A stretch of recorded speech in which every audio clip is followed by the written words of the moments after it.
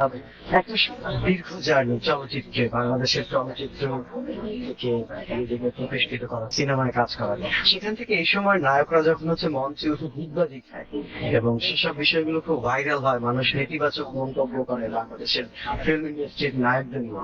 এই বিষয়গুলো আসলে আপনাদের একটু খারাপ লাগে কিনা বা তাদেরকে ডিগবাজি খায় মানে বিষয়গুলো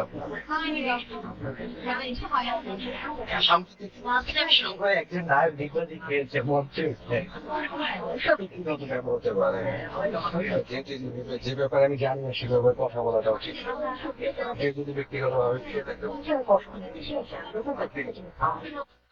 আপনাকে দেখেছিলাম ভাইয়া যে সিনেমা নিয়ে একটু ক্ষোভের একটা জায়গা আছে, যে সিনেমাটা আসলে একটু অধপতনের দিকে গেছে। সেই জায়গা থেকে এই সময়টা কি সিনেমা আসলে ঘুরে দাঁড়াতে পেরেছে কিনা হ্যাঁ, চেষ্টা করছি।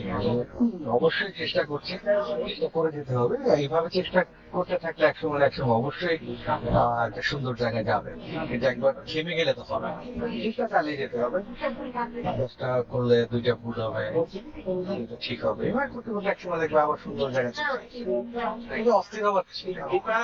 সাম্প্রতিক সময় অনেক তারকাকুল একটা সিনেমা মুক্তি পেয়েছে এবং মানে জাতির জনক শেখ মুজিবুর রহমানকে নিয়ে মুজিব সিনেমাটা, সেটা কি ভাই দেখার সুযোগ হয়েছিল কিনা বা কেমন লেগেছে এই বড় ক্যানভাসের অবশ্যই এই ধরনের সিনেমা বাংলাদেশে হওয়া উচিত।